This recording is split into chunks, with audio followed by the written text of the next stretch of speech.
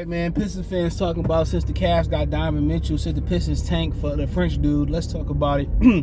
Thumbs up the video, share the video, subscribe to the channel. Next subscribe button is the bell icon button. Hit all notifications, increase your chance to get notifications. We go live or drop a video. Hit the Linktree link. You can find me on Twitter, Facebook, Instagram, Spotify, Anchor, Cash App, Venmo, PayPal. So, But yeah, like, man, the Cavaliers, man, should be scaring Piston fans. You know what I'm saying? Piston fans, you know, y'all worried about the Cavaliers for what? You know, one thing you look at the Cavaliers, like I ran over something, and you notice they backcourt is 6'1" apiece. You know? And when you got an undersized backcourt, they can score at a crazy rate. But can they defend Jaden Ivey, Cade Cunningham, Drew Holiday, Chris Middleton, and etc.? That's the $1 million question. That's what y'all kind of got to think about. You know? And Sexton and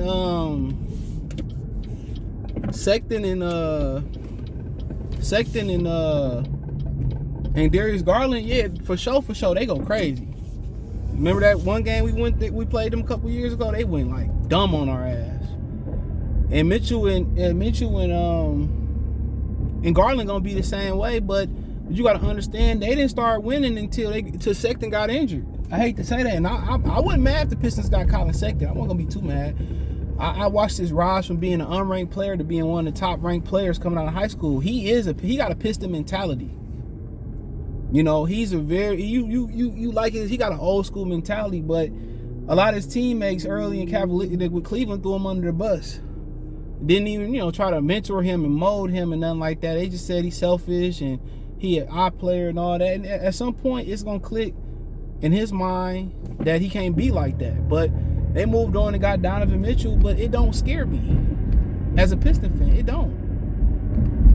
You know, we matched up pretty well with them last year. You know, my cause for concern is just with them. I'm in love with their length. You know, and I'm in love with their length. When you start talking about Jared Allen and Evan Mobley, you love the versatility Evan Mobley give you. He give you front line versatility, the 5, the 4, the 3. You know what I'm saying? That's just one thing you worried about is their length. And how fast Jalen Durham do the damn thing, but that's just not gonna be good enough. Because when you talk about Isaiah Stewart, even as a forward, he pretty undersized for being a power forward. Well, I would just say undergunned being a power forward. Undergunned. That's what I say, undergunned. Being a small kind of that power forward dude, small forward, he a little bit undergunned in my opinion. Like his feet not fast enough. If you see that Rasheed Wallace interview he did with All the Smoke podcast with Steven Jackson and Matt Barnes, he said that Mike Dunleavy tried to put him at the small forward. He was getting cooked every night. That's kind of where you see like Isaiah Stewart. He just don't have the foot speed to keep up. But that's something they can fix in the offseason next year with Porzingis and Kuzma and some other guys that's coming out. So I just don't see Isaiah Stewart being a true fit at the 4. And I think, Jalen Durham got a 7'3", 7'4" wingspan and all that type of stuff. Still roaring, strong as hell. But Aaron Porzingis right in the middle of that defense, that might be the ticket. But they don't scare me, bro. Ain't people writing an article, oh man, we should just go ahead and tank for old boy. Oh, what they scare you for? They had Kevin Durant, LeBron James. You know what I'm saying? We wasn't backing down when they had LeBron James when they swept us. That was a competitive sweep. That was the definition of a competitive sweep. So, ain't nothing to be scared about or think about taking about neither.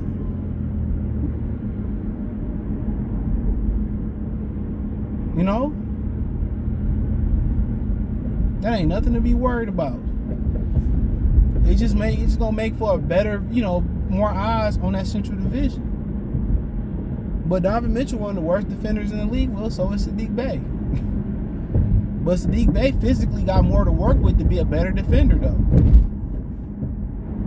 So that's one thing you got to look at. He got more to work with. But I still would go after Cam Reddish. I'm sorry. A lot of people I know didn't like I said that about trading Cam for Bey for Reddish, but I still would do it. And it might be a mistake. I can acknowledge that. It might be a mistake. But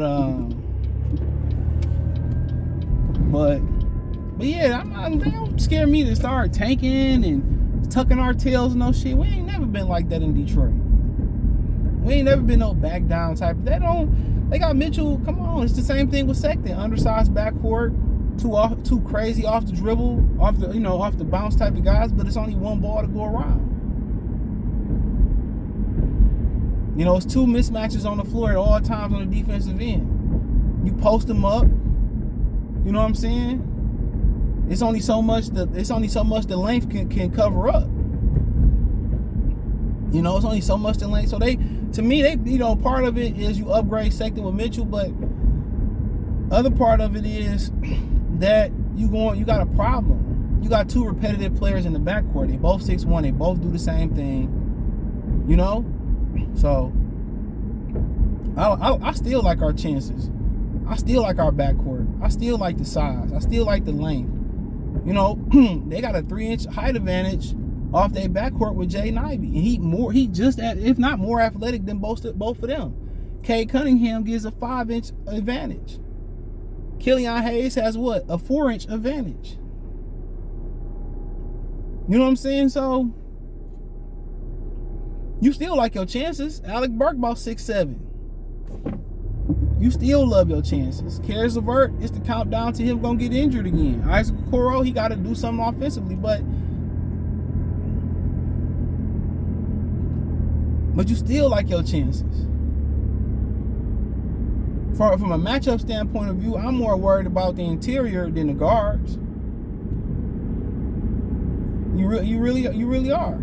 People talking about, well, the Jazz gonna have some spacing issues. I mean, the Cavs gonna have some spacing issues. I don't think so. Because they can easily, Jared Allen probably gonna play like 25 minutes a game most nights.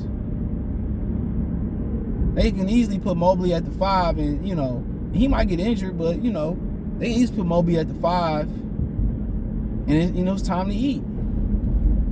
They can easily do that. So, but yeah, I mean, they got a lot of versatility, but the guards don't scare me. Because whatever they give up offensively, you can get it back, and you can get it back in blood, on the offensive end when they on the defense.